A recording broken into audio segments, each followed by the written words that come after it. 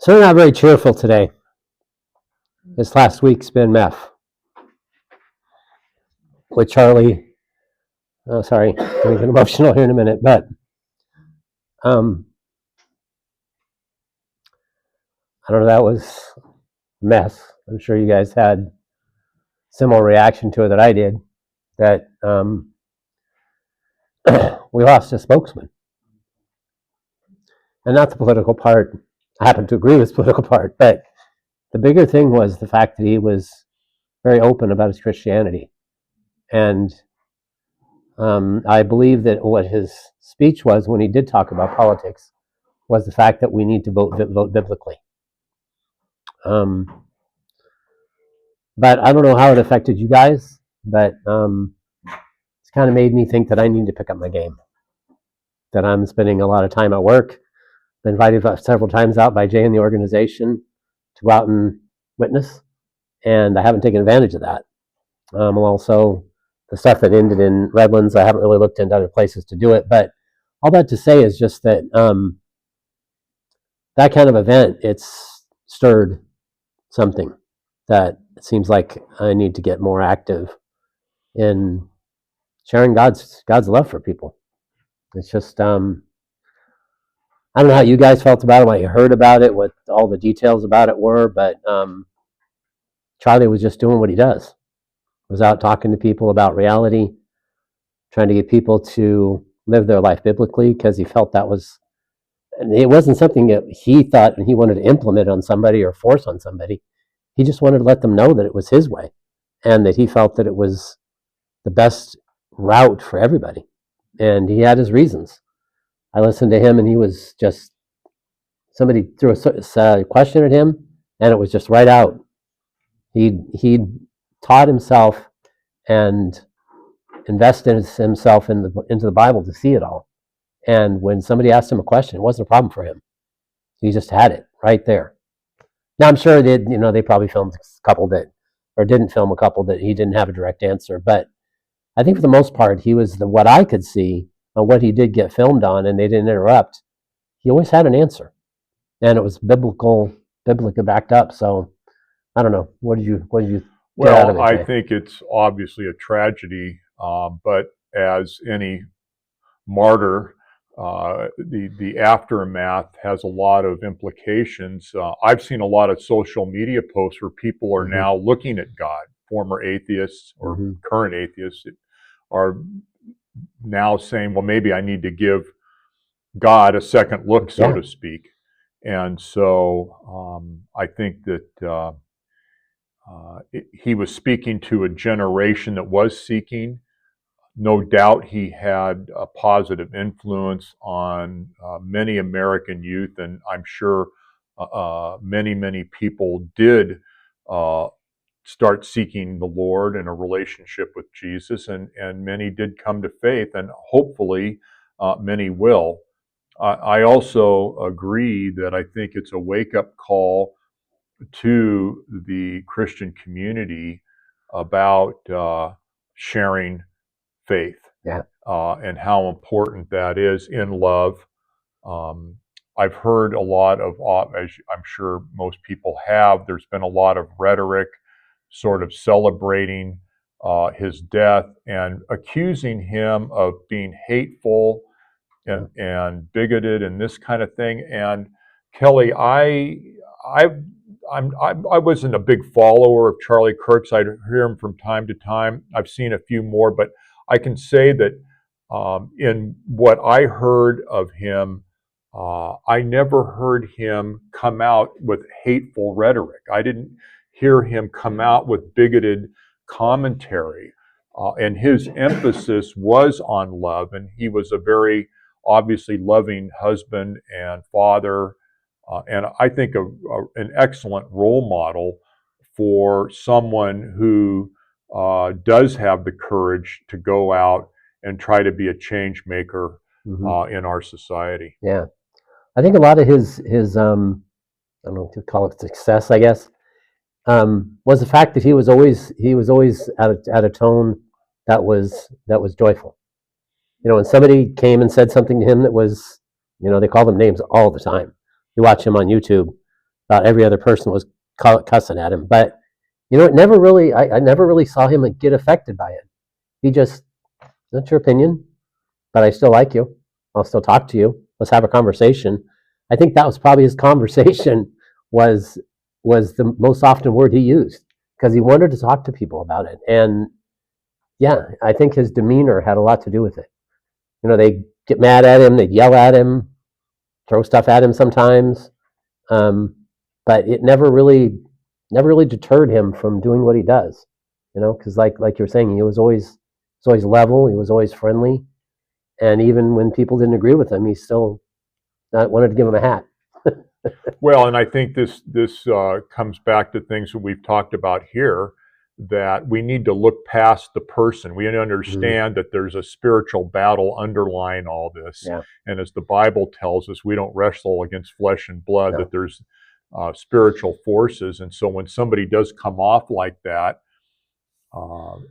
just like Charlie, we need to, and I'm speaking to myself, need to look past the animosity, the aggression, and try to come to a place of love and reasonableness. Yeah, and it's I've thought about that quite a bit, and my ministry is a lot of time on Facebook. You guys might see it occasionally.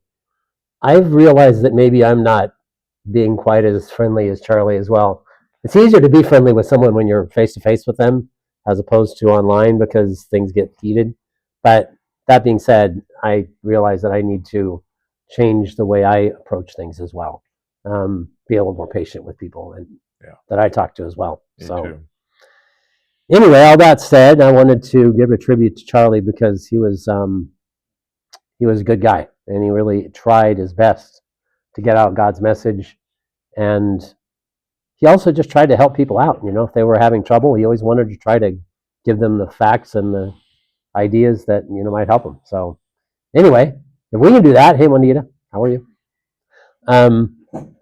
If we can do that, I think that's what Jesus had hoped that we would do, would be to spread his message with love. So anyway, all that to say about Charlie, but we're running into the Mormons for another month. Notice I didn't say week, I said month. Caught myself that time. So we're going to run through some of the archaeology, some of the manuscript evidence, some of the things that this angel that supposedly talked to Joseph, what parts of that the angel apparently got very wrong, and I believe, as I think most of you do, that Joseph was a good storyteller. But anyway, as far as the documentation goes, we wanted to go into the archaeology, manuscript evidence, the things that the Mormons believe, and are those adding up to what we know about things. You want to pick up from there, Jay? That'll talk about the anachronisms. Sure. We have a couple of handouts. One is on the errors in the Book of Mormon, and that's kind of where our focus is on this part of today's session. There are things that were said about America leading up to the 1800s that are not factually accurate. Yeah. And, there are references in there to like old world animals that were just not here before the Europeans came. Yeah. So that couldn't be true. There are things that were extinct that were not here. There were plants that were old world plants that were brought here that were mentioned as if they were here. And then you've got what they're saying is technology and materials. Steel was not here, obviously. Windows. The pre-Columbian metallurgy, as we've cited in there, was mainly copper and gold. Iron and steel production did not begin until after the Europeans came into this continent. No draft animals, no wheels. So there was no chariots that are mentioned in there. And so how Joseph Smith in his writings portrayed these things are just not factually accurate, Right. based upon what I would say is undisputed archaeological evidence. Right. And they're talking about a time frame of 600 BC is when all this stuff came across the Pacific Ocean, which we'll talk about in a minute, came across the Pacific Ocean to the Americas. 600 BC is, if you're familiar with that one, that's when the Jews were being taken to Babylon in that time frame. So the things that they're talking about, it doesn't add up with what we know about. For example, supposedly there was a Nephi built a boat, and this was the boat that they were going to take from Israel, which they were Jewish. That's the other thing, is all these people that came across the ocean, they're supposedly Jewish. This is where they picked it up at. They built their boat, and that's up in the air right now. At one point, they said they built it in Jerusalem. Not exactly sure how you're going to build a boat in Jerusalem, get it to the sea. And then the other parts say that maybe it was at this place called Paradise of some I can't remember the name for it now. But maybe that's where they built the boat. Maybe down near Eilat, present day Israel in the south. But still, they've got this problem of getting the boat across the Pacific Ocean to the Americas. And what we do know is the fact that the person that we know crossed the Pacific Ocean first in a boat was Magellan, and he did it in 1521 AD. Now, if these guys had actually built a boat and were busy building it at 600 BC, then we should be seeing something that the Babylonians were talking about it, the Medes were talking about it after that, the Greeks, the Romans, all these people would have been talking about this. But there is not a mention in any document that I could find anything about anybody across the Pacific Ocean in 600 BC. And that would be something that would be well documented, seems to me. Somebody would have mentioned it somewhere along the way that these people had done this. Well, can I interrupt? Yeah. This was still a time of Old Testament prophets. And with something this dramatic, you would think that there would be a Hebrew writing. Being they were Jewish. Right, yeah. that would talk about an exodus or something like that to another land, outside of the land. And of course, the other thing that's missed in all of this is that because of the nature of God providing them the land and setting the boundaries of the land and setting where each tribe was going to be, and the land was their inheritance, this was not a culture that would be naturally inclined to want to leave the land. Yeah. Being that God given it to them. Yeah, they had to be captured and taken away to Babylon. They didn't voluntarily go up there. Right. Yeah. So those are some of the issues that you run into. I mean, Joseph is talking about horses being around on the Americas when we know now they may have been extinct. But also we do know that Columbus brought them over here in the 1400s. When he came here, he brought horses with him, and that's how the horses got here, along with the cattle, elephants. We don't have any elephants around on the Western Hemisphere. In the Americas, there's no elephants, but supposedly the golden plates had elephants here. So there's these anomalies that only one person is talking about having.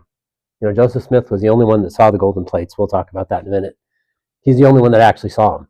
He said 3 of his friends saw them, but when interviewed, those people said they saw them spiritually, saw the golden plates. So what that means, I don't know, but it doesn't mean that they saw them. So the story that is being brought up, and we want to try to investigate about what the facts about it are. They're as we're going to get into, they don't line up very well. The voyage across the Pacific. When you read in the Mormon books, and the people that try to, the apologists for Mormons, they make up excuses as to why nothing was ever written about them on the boat.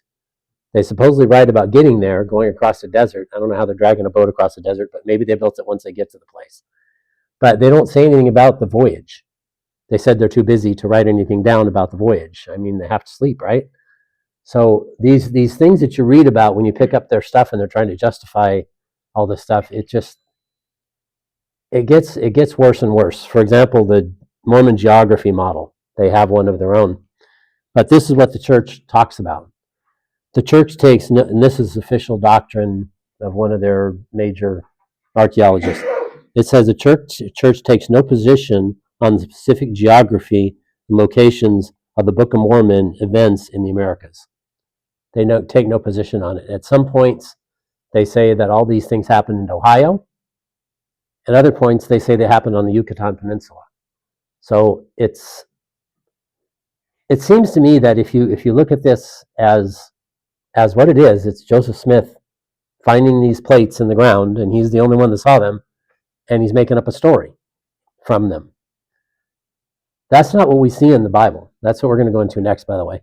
But that's not what we see in the Bible. We see in the Bible that people saw the same vision, and it's 40 different ones that wrote about it, and probably other ones that just talked about it, undoubtedly. But they're talking about the same events.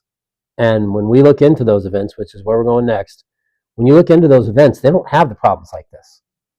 They don't have vacant archaeology that just doesn't exist. And one particular guy, his name was Tom Ferguson, was funded by the Mormon Church through B.Y. Young University, and he spent 17 years trying to find a single example of any of the events in the Book of Mormon. He couldn't find a single one. He finally says the book's fiction. And of course, from that, he got excommunicated. But he's just being honest. He was looking for it. He was trying to find it. Like, I'm glad people tried to find stuff when I came to faith, because it mattered to me that it was true. And they had people that the archaeology was confirmed, but you just don't find any of that with the Book of Mormon. And when the current president says that if the Book of Mormon isn't accurate, then the faith doesn't stand. And I believe that if you look into the history of the book, it just doesn't play out. Right, and I think that this thing where we're going all over trying to decide where these cities are, understand that Joseph Smith was describing large-scale cities, temples, and everything else. And of course, up here where we had more nomadic tribes of Native Americans, there was nothing like that. Yeah. Cave dwellings and other ruins, nothing like he described. And then, of course, as they have unearthed things in the Yucatan Peninsula, they are finding stuff because the jungle covered up so much. Mm-hmm. And sure, there are temples and stuff like this, but they don't align with Jewish culture. They don't align with the Torah, what God prescribed. Yeah. So my problem with this whole thing, none of this aligns with the first 5 books of the Bible at all. And I see no reason why there would be some sort of migration out of there. And when you, like you said, when you go and investigate all of this, there's simply no archaeological evidence to support the narrative that is in Joseph Smith's writings. Right. The other thing, of course, is this genetics matter. Let's talk about that. So the people that came across the Americas, according to the Book of Mormon, were Jewish. They name them Jaredites, and a couple other names they make up. But anyway, they're supposed to be Jewish. Now, if they were Jewish, then we should be showing some genetics now that would agree with that. for example, there should have some Cohen factors. That's where the high priest came from, is the Cohen line. They should have some of that. And the genetics, the people that run the genetics on the DNA, they found exactly what that is.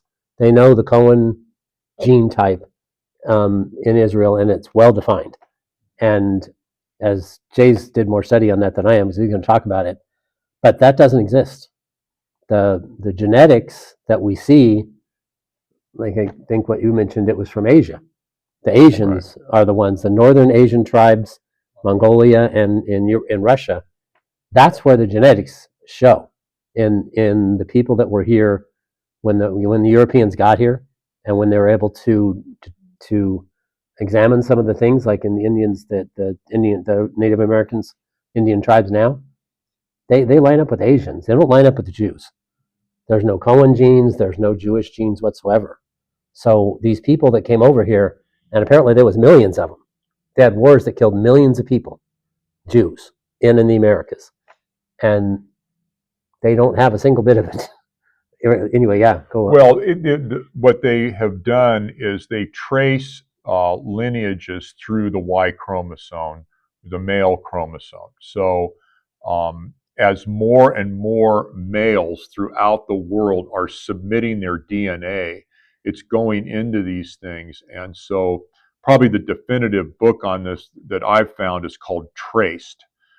And I forget the author's name, but he goes through this, and they're actually able to trace migrations of people groups.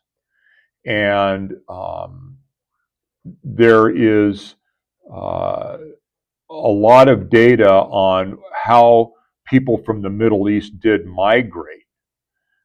None of that in current years, pre-1492, if you will, comes from that area. And then if you do the DNA, because a lot of it, where they're really getting it built, is where you get more of these native people groups, whether they're here in America or, Mongolia or whatever, and they keep putting this stuff in. And it's very clear where the people groups here, so say like an Apache Indian, can be traced back to Asia, for example. Yeah. And there's no indication of, particularly like you said, the Cohen gene, if you will, not there.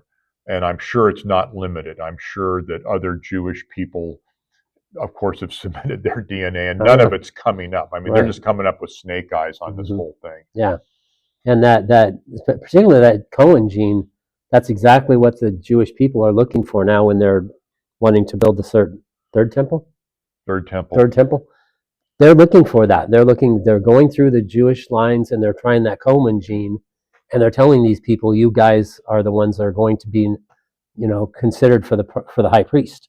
Right. But that's the priestly line. That's the one genetic line that they can definitively attribute to Aaron.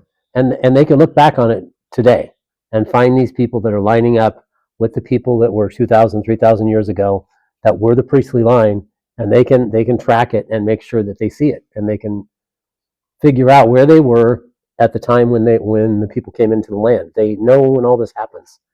And when you compare that with the Book of Mormon, you just don't see that. And right. Now, I could see where somebody could come back and say, well, it could have been another tribe. I mean, they talk about the Danites, for example, of the tribe of Dan. But the point is, it's larger than simply the Cohen line, which is Levite.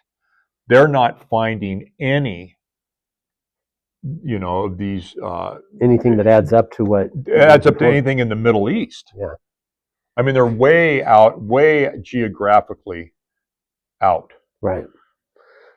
So that's the genetic part, but also there's this idea of the Reform Egyptian language that the golden plates were written in, that somehow or another Joseph Smith was able to translate.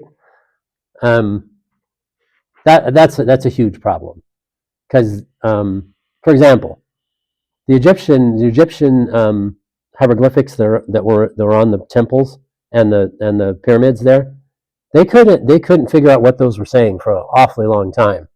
until a certain event happened, the Rosetta Stone. Napoleon's army found the Rosetta Stone, and on the Rosetta Stone it had 2 known languages along with the Egyptian. From that, they could get what the Egyptian's language was saying, and now they know what's on the pyramids, what they're trying to talk about. Now, Joseph Smith finds this golden plates that's in Reformed Egyptian, which no linguist has ever heard of, and he's able to read it. How was he able to read that when he wasn't defined about as far as the symbols, what they mean? It would be like me picking up some Hungarian book and trying to read it. I have no chance of figuring out what that meant because I haven't been trained in it. I don't know that language at all, and that's when you dug up those plates in Reformed Egyptian, or I think it's a Reformed Egyptian was what he called it. He had to have the seeing stone, however big it was, but it was a stone. And the book says that he would put on a hat over his face, and the seeing stone was in the hat. And he'd lay his face down on the table, and the seeing stone would translate what the golden plates were telling him. Besides the fact that that's witchcraft sort of thing, this is something that the Old Testament would tell him, absolutely not. Don't be doing that. This is the type of testimony that we have that these things are true. That Joseph Smith was seeing through his hat onto a stone, and they were telling him what the golden plates that were in Reformed Egyptian were saying to him. That just seems, I use the word ludicrous to me. That just seems like it seems like a storyteller making a story, and I think it's pretty well documented that Joseph Smith was a storyteller. He liked telling stories, and it's well documented because his parents talked about it. Even when he was a kid, he was making up stories. He may have been a real intelligent kid, very intelligent guy, but his ideas and the viewpoints are fanciful. Well, and back to the language thing, as we have noted at the end of the handout, there is no Egyptian hieroglyphics. There is here in America. Not in America, no. So if this was the language that was supposedly had been adopted by these people, then surely that would have been over here. I think the other thing, and maybe this is a little abstract, but when they examine the linguistic style that's in Joseph Smith's writings, that it tends to align more with an English syntax. Yeah. So in other words, if you were trying to do a direct translation from another language like that, I see this in Hebrew particularly, even Greek, the words just don't line up the same way. You can get the meaning out of it, but they don't, their verbs aren't placed the same way in relation to nouns and this kind of thing. And so when he's saying he's made a direct translation of some language like that, it wouldn't read like the King James Bible, right, for example. These and thous and those and... Right, yeah. But just the way the words flow through each sentence, just the structure of the language itself wouldn't match so closely the English language at the time. Right, yeah. And the translation factor is no, that's questionable at best. So what the identifying factor would be, if this whole thing about the Reformed Egyptian was actually true, then you might see some of it on the pyramids that are in South America, because there are a lot of them over there, and they haven't even uncovered them all. But if these really were built by the Jews who transported across the Pacific Ocean and made these things, then there should be the Reformed Egyptian language that Joseph Smith got on the plates. Correct. But there's another factor of the plates. He doesn't have enough plates to actually translate all the things the entire Book of Mormon talked about. There's not enough room. You would have to have characters mean somewhere around 1,000 words per character would be required for the amount of information that Joseph Smith got out of the plates. Right. There just isn't enough room on them. There are plates about about this big, and there's what I think 12 of them, and that's where the whole entire Book of Mormon was translated. And you just don't have enough room to do it. It's not possible. No, and he claimed to have appearance by Jesus, and there are Jesus dreams. But when these, even current day, I mean, the Muslim community, they're seeing these dreams and visions of Jesus, and many are coming to faith because of this. Nothing is being told to these people anything like what Joseph Smith claimed he was told. You would think if Jesus is the same yesterday, today, and tomorrow, that we would be having some sort of an alignment here. Right.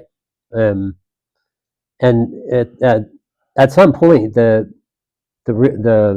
time when Joseph Smith first met Jesus, he also met the Father. The Father and Jesus were standing there with him. Now you can look in the Old Testament. We can all look in the Old Testament. We're pretty well versed in it, or in the New, and there isn't a single spot where somebody sees God the Father. There's not a single place you'll find that he finds that. So, and it says that anybody that would see God the Father, that would be the end of their life. That's what God told Moses. When Moses asked to see his face, he said, "I'm sorry, you wouldn't be here anymore if you were to see that." So what did he tell Moses to do? Turn around, look into the cave, and I'll pass by. You don't get to see God the Father's face. And that's what Joseph Smith, I guess, was one chosen to be able to see God the Father. At least that's what he says.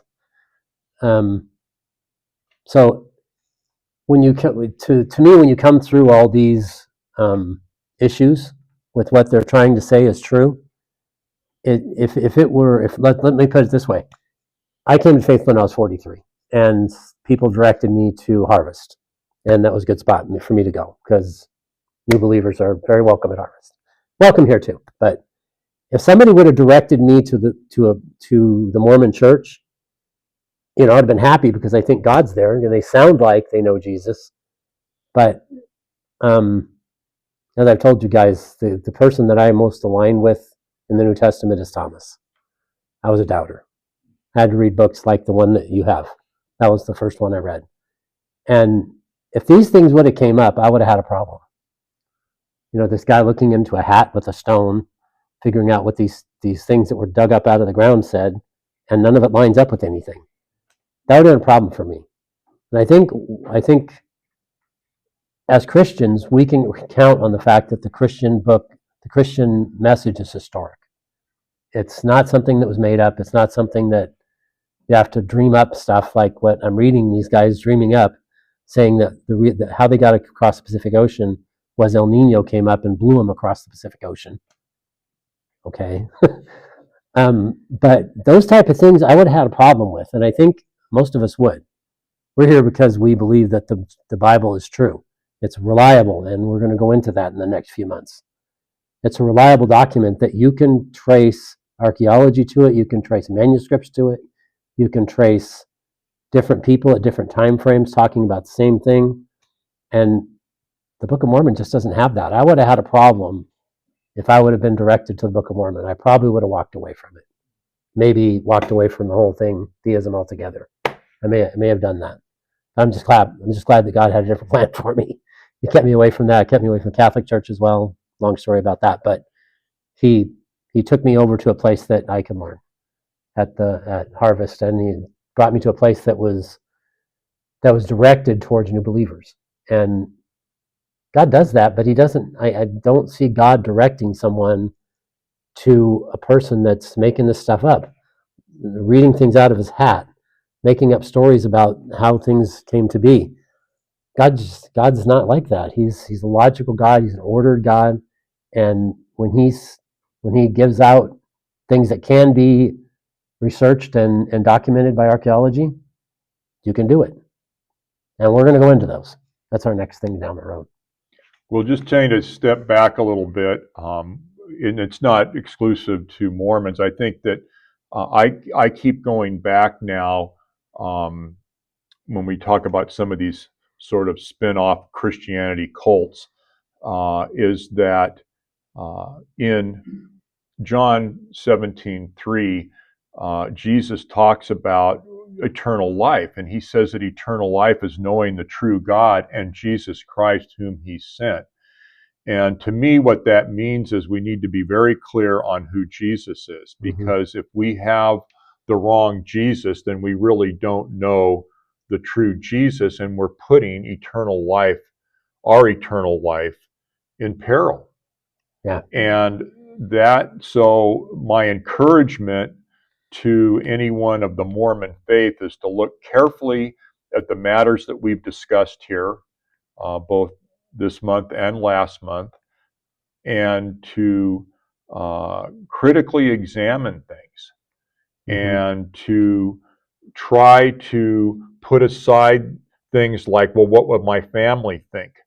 And stuff like that, because at the end of the day, your family's not going to be there. You're going to stand before your maker, and you want to be on the right side of that.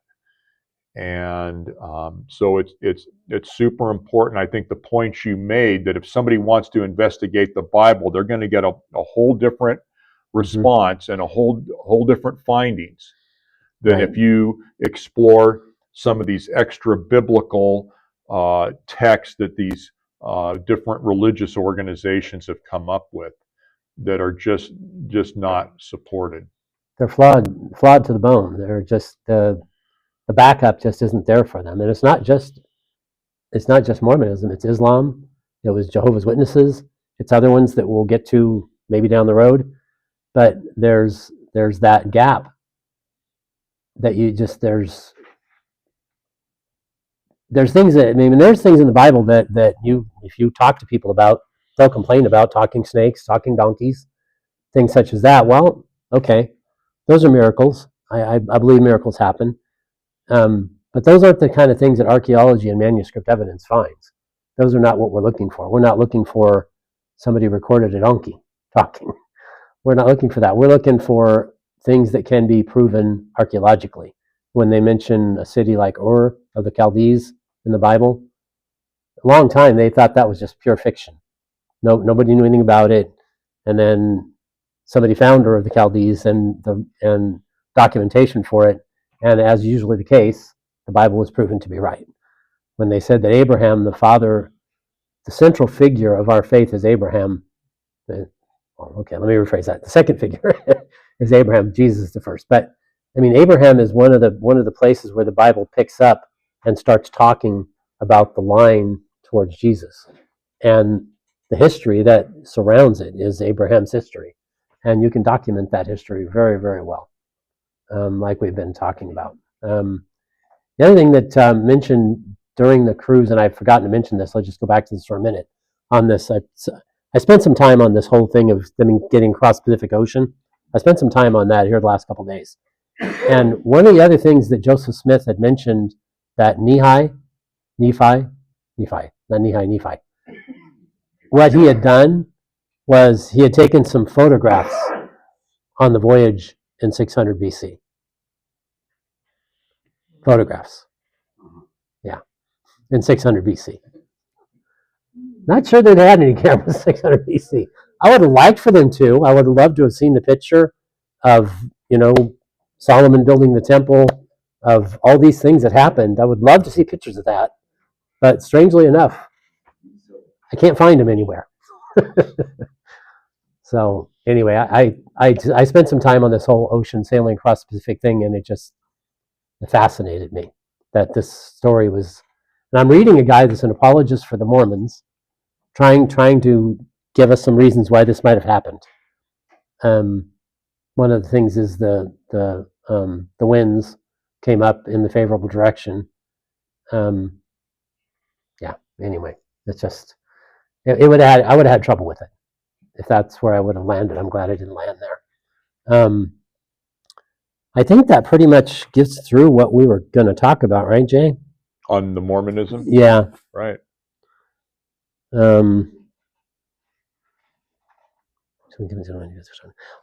yes. One other thing that in the Book of Mormon, Nephi is talking. It references this. Nephi is now 2500 BC. References there's parts. He references parts of Matthew's gospel.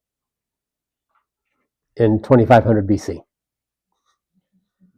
There starts to be a problem here because Matthew's gospel was written along about 50 or so AD, 55, somewhere along in there. It certainly wasn't around 2500 BC. Those type of things just make us realize this is one guy who made up this story himself. He has no chain of historic facts to back it up. It's one guy inventing something like what Charles Taze Russell did, like what I believe Muhammad did, and what Joseph Smith is doing. He's developing all this stuff for money. Because Joseph Smith actually got to have quite a bit of money before he was assassinated. He had quite a bit of money. He was able to do things and able to live his life the way he wanted to live it. And Brigham Young had maybe more. As you read the story, there's a lot to do with being able to have some money. And I think that picture is definitely the same with Charles Taze Russell when we were going through Jehovah's Witnesses. He had the same backup as he wanted to earn some money, and maybe he couldn't do it any other way. But that seems to be some part of it as well. Right. Yeah. Yeah, there are, in the Book of Mormon, there's over 2,000 quotes from the King James Version of the New Testament, that's just another huge, obvious red flag. Mm-hmm. And you're right, Joseph Smith had a certain political power. He was actually contemplating a run for the United States presidency. Yeah. He was definitely mayor of a town in Illinois. They had a lot of followers. This is one of the things that led to a lot of the violence that centered around the Mormon church. And look, there's blame to go around on all of that. Sure. Yeah. But back to your point, Joseph Smith wasn't like a Jesus figure who, had no home and no purse and no, right. family and everything. This guy was acquiring all the typical things and then some. And I think that not only money, but probably power was another aspect of all of this. Yeah, I believe that's certainly the case. He was supposedly a very charismatic guy. Yeah, that comes across. I mean, if you can get that many people to follow you along, I believe the first maybe year or so, they may have had, 600 followers or maybe. And at this point, they've got into the millions of following Joseph Smith. So, and even just 20 years down the road, they had quite a few. So Joseph Smith was a charismatic guy. He was able to draw people to himself. He was, like I said, he's probably a pretty intelligent guy because he was able to make up these stories, as fraudulent as they are. But he dreamed them up and he made them up in his head and was able to document all these things, or not document, but dream up all these things that he could make a story out of. And I don't know, I haven't read the Book of Mormon. I guess I should pick it up and read it just to see what it's like. But from what I gather, it's pretty much based around a guy that lived in the 1800s and wasn't aware of the history that was in the past. Right, and he certainly wasn't aware of modern genetics. No, definitely not that. No. Nor was anybody else in the 1800s, but he suffered from what everybody else suffered from. Right. But at this point, let's give it 10 minutes here. Let me just run through something real quick on where we're going to go next. Which way we're going next, I think it kind of blends with all the ones that we have gone through so far: the Jehovah's Witnesses, the Mormons, the Islam. It all has the same issue, and I think what we're going to come up with next is the fact that the biblical documentation is really, really strong. Something that I found out, we ran across here, I don't know, probably 3 or 4 months ago. If I can pronounce this right. The IP, if you want to write that down, IPUWER. I think you guys have that, papyrus. Right. Yeah, we did. We put that out. Yeah. Okay. Yeah. Good. Yeah. This is a document that was found in 1900s or so. I think it's maybe too early 2000s. But it's a document that has been dated anywhere from 1900 BC all the way back to 1400 BC.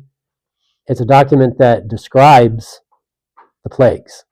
Now, this is something that I hadn't heard anything about for quite a while. Just found out about it maybe 4, 5, 6 months ago. But this guy is describing this.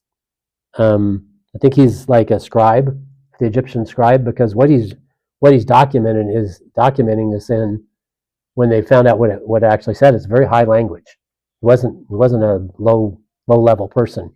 He was somebody that was in the Egyptian hierarchy, able to write in this manner. But he's documenting the plagues that happened in Egypt. This is 1400 or so BC. And the dating on it, if it gets to 1900 BC, then that doesn't make much sense because the plagues hadn't happened yet. According to the Bible, it's around 1450 or so is when the plagues were happening. That's coming from, I think it's 1 Kings 1:6, talks about when Solomon was building the temple, and it dates when it happened from the time that the Exodus happened until such and such a date. Solomon is building the temple now. So that pretty much narrows it down as to when the Exodus actually happened. So when we're talking about this, the different documents says that, let's see, I've got that on the back of one of these here. Let me get to that. Where's me put that at? I'll get it if I don't have it here. Okay, I must have left that one at home. There we go. So on number one, this document reads out that there is blood everywhere. Lo, the river is blood. That references Exodus 7:20 and 21. One thirsts for water. Another part of the Ipawar, is that how you pronounce it? Ipawar scroll. It talks about that many are thirsting for water. The third part says the trees are knocked down, the branches stripped. Now, this is when the hail came down, right? That's Exodus. Exodus 9:24. And the grain is lacking on all sides. Exodus 9:31.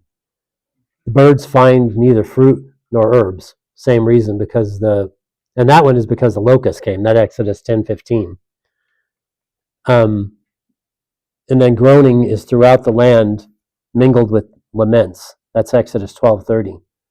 That may be speaking about when the firstborn was killed.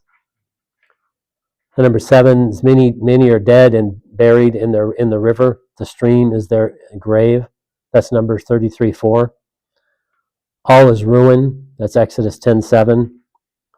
The Lord is without light. The land is without light. Exodus 10:22 and 23. And this is I think this is the most fascinating one. We'll get into this in more depth, but the slaves were given precious jewelry. Exodus 12:35 and 36. Now, you don't usually see slaves with very much jewelry, right? But as we read in Exodus, you guys probably remember that when the Jews were about ready to leave, the Egyptians were giving them their jewelry. And this document, that's not the Bible. It's not the Bible. It's a document they found in Egypt, written by an Egyptian. It's talking about slaves that were given precious jewelry. That lines up with Exodus 12:35 and 36. So these are the type of things we'll find as we go through the Bible, and what God puts this stuff all together. It's certainly not me. When it came into all the stuff that we were going to do on the cults, it was obvious that you wanted to talk about the backup on it. But here, like a week or so ago, kind of got put on my heart to, now we need to go into the Bible, because I want to show me, I want to show you what is real when somebody's writing about history, what you would expect to find. And that's what we're going to go over the next couple of weeks. But looks like we're creeping up on 11:10. So you guys got questions that you wanted to ask? Yeah.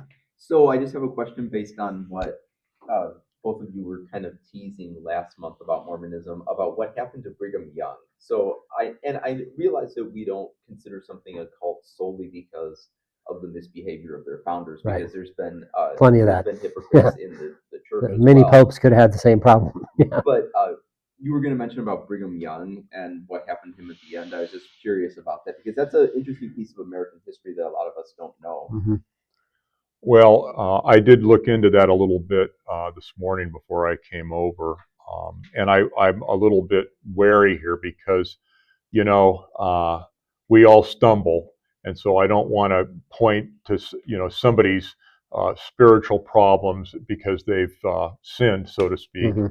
But there's one quote that I found very disturbing. This is after the Mormons had come into Utah, because a lot of this uproar followed them into the state of Utah.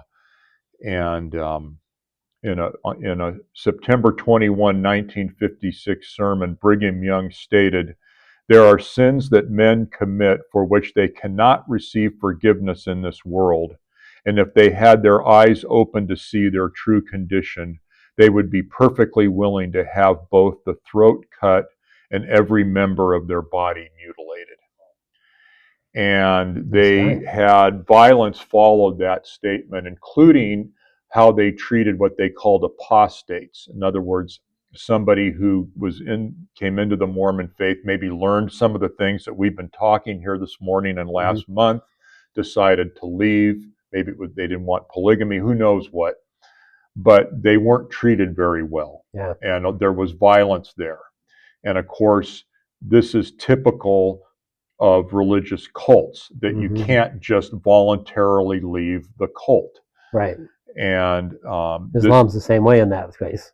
Absolutely. Yeah. So is Jehovah's Witness. You're ostracized from your family, if nothing else. And so that's kind of a disturbing sort of a thing. My observation about this, without trying to get into something inflammatory, is I think that when you are taking the position that the entire Christian community is in total apostasy, and then you come into a geographic area with thousands of your followers, I don't care whether it's Missouri or Illinois or Utah, you're going to create problems in there. And this isn't like a Methodist and a Presbyterian having a little theological debate. These people are treating others in the community as total apostates. And we didn't really get into this total apostasy thing here, but that is not true. That Jesus himself said that the gates of hell will not prevail against my church. Right. And that has not happened. And while there's certainly been a lot of problems with organized religion, to take a broad brush, as Joseph Smith and his followers did, including Brigham Young, that the entire Christian community was apostate, and then come up with things that are radically, in a radical departure from the New Testament. Yeah, radical is exactly. And claiming you saw Jesus and that he told you about all these radical departures. And like I said, you come into areas like this, I'm not justifying this, and there should never be violence, but boy, it sure created a problem. It did. And when you have quotes like that from Brigham Young, that's disturbing. It shouldn't have gone on then, and it should not go on now. And back to the opening here about Charlie Kirk, this is the kind of thing that stimulates people to do violence. Yeah. And we all need to be very gracious in our words. Yeah. And the Meadow Mountains Massacre was an event that happened. There was some peaceful people that were moving west, like a lot of people did in the 1800s. They're moving west, and there's a certain group of people that were, harmless. Apparently, they were Puritans because they didn't have any weapons with them, from what I gather. Anyway, the Meadow Mountains Massacre was the Mormons coming, killing these people off, all of them. And later on, the justice got to him, and this is what happened to Brigham Young. He was put to death because he was the one that at least encouraged this whole massacre that happened, and the U.S. government put him to death. So, I mean, to me, the idea that the university that is after his name, you're picking up and calling a university Brigham Young University, and the person you're naming it after was a massacred people. That's the type of thing that you just don't expect to have happen. If you're going to pick somebody that you're going to name something after, it seems to me like you want to pick somebody that did like Daniel, and maybe name your church after Daniel. Daniel's a pretty good guy. You don't see too many things that he did wrong, but those type of things are problems. As far as Brigham Young goes, yeah, he met his end when the U.S. government put him to death. Kelly? Yes, Mark. Let me go, Mark, first. Go ahead. Last month you mentioned something I wasn't aware of, and I was wondering where you got the information from. I mean, I'm not questioning it, but you mentioned that Joseph Smith actually was out to disprove the Bible, Mm-hmm. and I don't remember hearing anything about that. I thought it was just he was out wandering around and he found that stuff, in the desert or whatever. But Go ahead and talk about that one, Jay. I just wonder where that information came from. Yeah. Well, it's in the Book of Mormon. The Book of Mormon, Correct. Joseph Smith says that the Christian faith is apostate. None of it's true. The documents there's documents that prove that what the apostles had originally said. We don't have those anymore, and what we do have is wrong. And Jesus and God the Father came and told Joseph Smith that the Christian church was apostate. They didn't have the original plan of salvation. They didn't realize that Satan and Jesus are brothers, that Jesus is not eternal. He was born at one point, that all of us had lives in heaven before we got here. That's the real truth. And what we think as truth isn't true. Back to the source, if I can. Yeah. Okay, there are, first in 1838, Joseph Smith published a book called History of the Church of Jesus Christ of Latter-day Saints, Volume 1. And that's the primary source for this vision that Kelly was talking about. So that's where it's documented. This is the words of Joseph Smith himself. I think that's key. This isn't some outside commentator making a critique. So if you want to know, that was the thing. Now, how you get your hands on that book, I don't know. Yeah. Well, okay. Okay.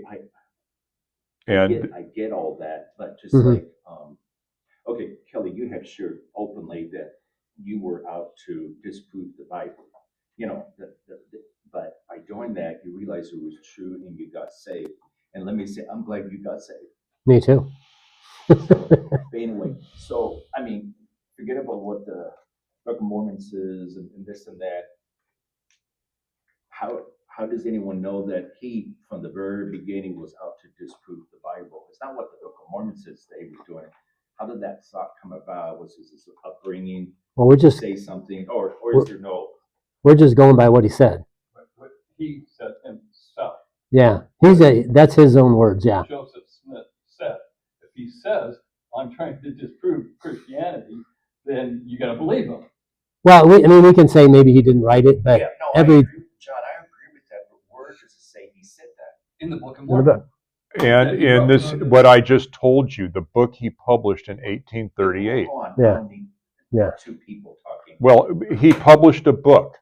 Joseph Smith wrote a book published in 1838, History of the Church of Jesus Christ of Latter-day Saints. That's what he goes into. The Yeah. history, meaning how he came up with all of this. Okay, he wrote that book after Mhm. the Book of Mormon. That's became- correct, 8 But, years okay, later. I want to know before the Book of Mormon became. Okay, but he's writing about events before the Book of wrong. Mormon. Okay, he's writing about things. Yes, it was published later, but he's going back in time. He's Yeah. going back to the beginning. So I mean, Okay. if we don't probably, as far as when he was an early teenager when all this was going on. He was very young. Before that, what he might have thought, I don't know. But he was 13 or 14 years old when he was writing the Book of Mormon. And this one was 8 years later when he's in his 20s. So this is pretty early for him. I mean, what he's documenting is pretty early on. And I think his dad wasn't a very nice guy. He took him out and made him dig for treasure on a regular basis. He didn't really want to do that.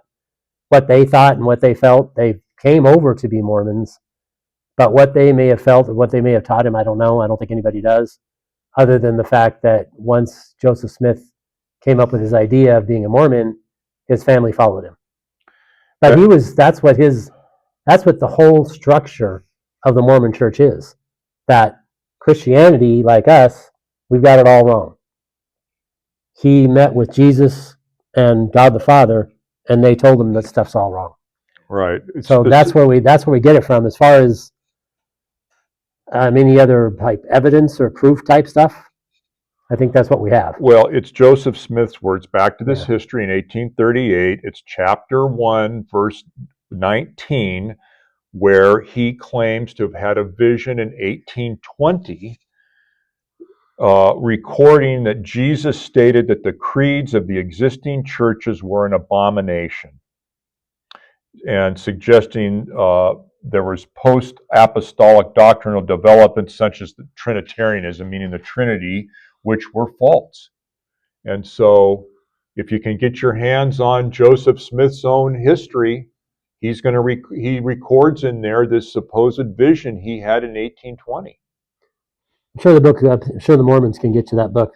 Okay, Well, they may want the book buried. I have no idea what I would people bury it for want, sure. but one last tiny Yeah. thing. Thanks, Joe, for your input. I'm just not capable of being able to focus on 2-3 people, and you know that from Thursday night Bible study. I just can't do it. It's too much for me. So thank you, Bill. Sure. Okay. I think you had a question too, John?